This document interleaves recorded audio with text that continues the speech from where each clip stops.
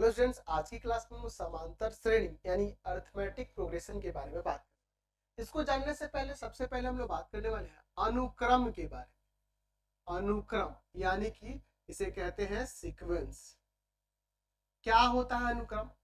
हम लोग जब जूनियर क्लासेस में थे 4-5 में, जब नवोदय का सिमुलतला इन सब चीजों की जब आप तैयारी करते होंगे तो उसमें कुछ इस तरह के भी आपके पैटर्न वाले क्वेश्चन होते होंगे। देखिए याद होना चाहिए, 111 111 4 1 ऐसे करके।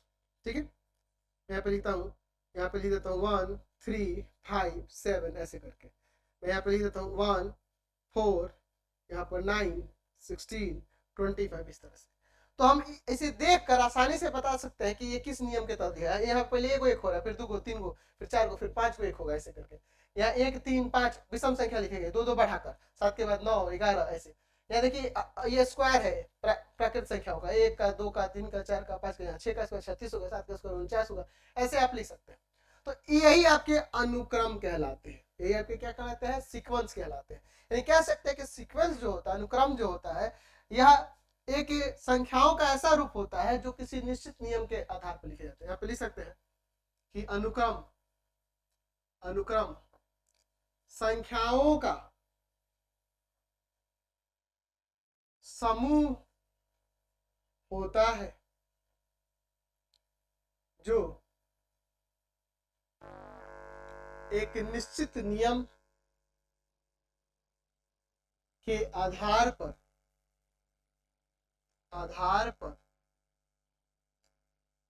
लिखे जाते हैं। ठीक है, यानी कि ये सभी अनुक्रम है। अब यही अनुक्रम जब किसी एक विशेष प्रकार के नियम के आधार पर लिखे गए होंगे, है ना जी, किसी विशेष नियम के आधार पर लिखे गए, तो उसको हम लोग कहते हैं श्रेणी। श्रेणी क्या होता है? यानी प्रोग्रेशन क्या होता है? प्रोग्रेशन क्या होता है? यदि अनुक्रम किसी विशेष नियम के आधार पर लिखे हो तो उसे श्रेणी कहते हैं। तो उसे हम लोग क्या कहते हैं? श्रेणी कहते हैं, किसी विशेष नियम के आधार।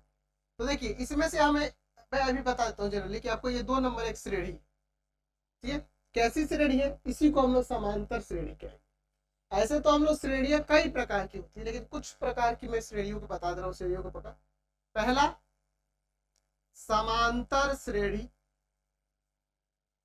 अरिथमेटिक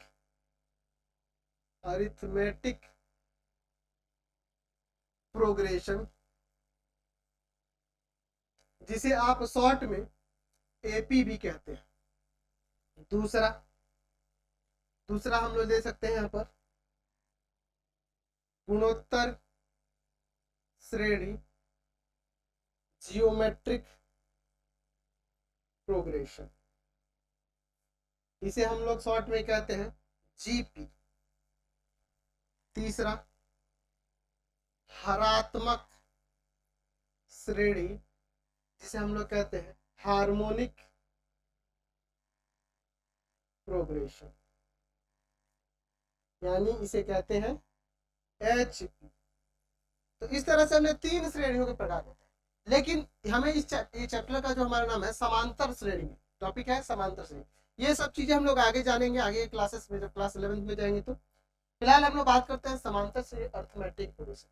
ये जो प्रोग्रेशन होता है, ये इस प्रकार का अनुक्रम होता है जिसमें क्या होता है कि जो आपका अनुक्रम होगा ना, उसमें ठीक पहले वाले एलिमेंट पे जब अगला आगे एक निश्चित संख्या जोड़ेंगे तो आगे वो सीक्वेंस हमें प्राप्त होते जाएगा। जैसे मान लो मैं यहाँ पे लिखता हूँ 2 4 6 एग्जाम्पल के लिए।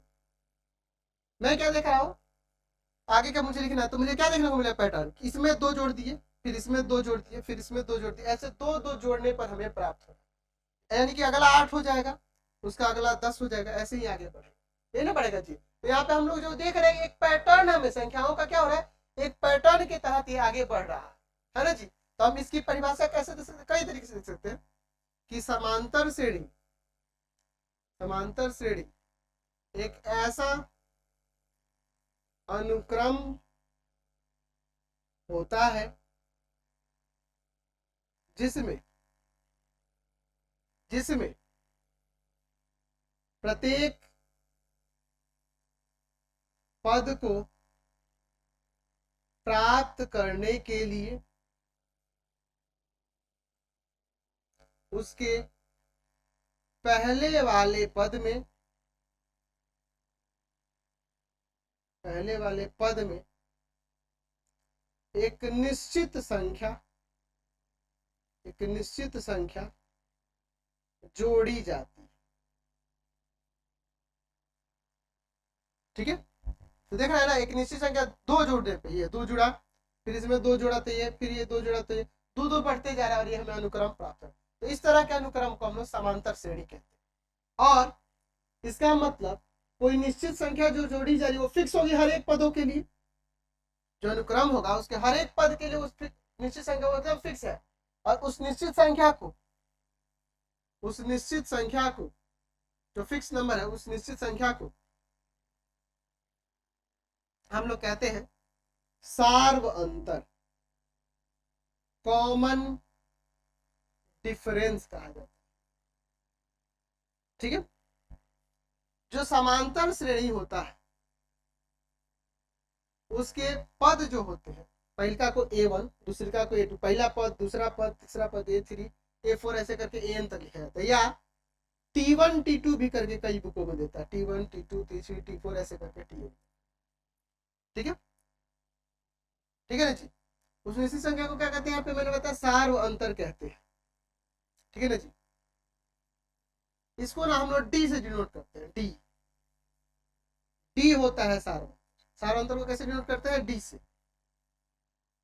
सार्व अंतर को हम लोग डी से डिनोट, या डी का मान क्या करना होगा जी। तो हम लोग देखो इसमें ये डी जुड़ा है, A1 में ये डी जुड़ा है तो A2 प्राप्त हुआ है, A1 में डी जुड़ा है तो A2 प्राप्त हुआ है ना।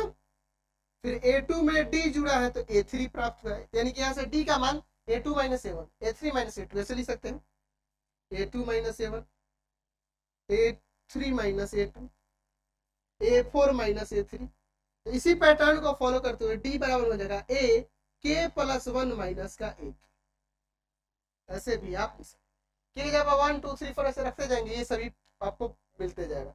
1 रखोगे तो A2 माइनस A1, 2 रखोगे तो A3 माइनस A2, 3 रखोगे तो A4 माइनस A3 आ जाएगा। और ये हमेशा क्या होगा, समान ही होगा। तो इसीलिए इसको सार्व अंतर कहा जाता है। ठीक है ना जी। अब देखिए यहाँ पर अगर मैं देखूं इसको, मैंने जैसे कि बताया समांतर श्रेणी के बारे में, तो मैंने देखा यहाँ नीचे कि डी सार्व अंतर होता है। अच्छा, जो पहला पद होता है उसको A1 से या A से भी डिनोट कर सकते हैं, A1 या A से डिनोट करते हैं। अच्छा, अभी मैंने बताया कि सार्व अंतर जो है वो डी होता है, डी से डिनोट। तो अगर हमारे पास पहला पद A है, पहला पद क्या है, A है, प्रथम पद A है, तो द्वितीय पद की बात करेंगे तो वो क्या होगा, देख रहे हैं कि इसमें डी जोड़ेंगे, तो द्वितीय पद मिल जाएगा। यानी कि A में डी जोड़ेंगे तो अगर तृतीय पद निकालना हो तो इसी में और डी जोड़ देंगे, यानी A प्लस 2D कर देंगे। चतुर्थ पद निकालना होगा तो हम लोग क्या इसी में डी जोड़ देंगे, A प्लस 3D करेंगे। तो अगर आप चाहें तो इस पैटर्न को देखते हुए A प्लस इसे n, यहाँ 1 माइनस 2 माइनस 1 और इंटू में D, A plus 3 minus 1 into में D, A plus 4 minus 1 into में डी, ऐसे आप लिख सकते हैं कि नहीं इस पैटर्न। तो अगर मुझे इसी तरह से अगर इसमें आगे बढ़े, मान लीजिए क्या है एनवा पद, यानी कि AN निकालना, एनवा पद के लिए क्या हो जाएगा, A प्लस इसके अकॉर्डिंग देखो, यहाँ 4 था तो यहाँ 4 आ जा रहा, 3 था तो 3 आ जा रहा, तो A प्लस क्या हो जाएगा n माइनस 1 इंटू डी। यानी कि जोन सा पद निकालना है वहां से n में से एक माइनस हो जाएगा, प्रथम पद और प्लस में वो जितना जोन सा पद निकाला उसमें से एक घटाकर और इंटू में डी। तो इस तरह से हमें ये एक जनरल फॉर्मूला हमें मिल गया समांतर श्रेणी के लिए कि an इक्वल टू में A plus n minus 1 into D. अब देखिए ये जो ए है, इसमें ए प्रथम पद कहलाता है, जहां करके लिख देते हैं। एन पदों की संख्या, जो पद, जितना पद निकालना उसकी बात हो रही है। और डी को हम लोग यहाँ सार्व अंतर कहते हैं, कॉमन डिफरेंस। यह सार्व अंतर पॉजिटिव निगेटिव हो सकता है और जीरो भी हो सकता है, पॉजिटिव निगेटिव या जीरो हो सकता है। पदों की संख्या हमेशा धनात्मक होगी, मतलब पहला पद, दूसरा पद, चौथा पद, आठवां पद, कैसे होगा? प्रथम पद प्लस पॉजिटिव निगेटिव जीरो कुछ भी हो सकता है। एन जो होगा, एन इसको कहते हैं एनवा पद या अंतिम पद के नाम से भी जानते हैं, अंतिम पद भी कहते हैं। तो आपको ये एपी का कंसेप्ट क्लियर हो गया होगा। जीपीएचपी के बारे में भी हम लोग आगे क्लासेस में जो पढ़ेंगे तो पढ़ेंगे उसके बारे में भी, है ना। जीपी में क्या होता है, अब वो सब छोड़िए ना, उसको जानने की क्या जरूरत है, हम लोग इतना ही जानते हैं, ठीक है। हमारे सिलेबस में इतना ही जानते हैं, क्लास 11 में चलेंगे तो जीपीएचपी के बारे में। फिलहाल आज की क्लास में इतना ही। आप जाइए प्ले स्टोर से डाउनलोड कर लीजिए पढ़ाई.online रविकांत सर,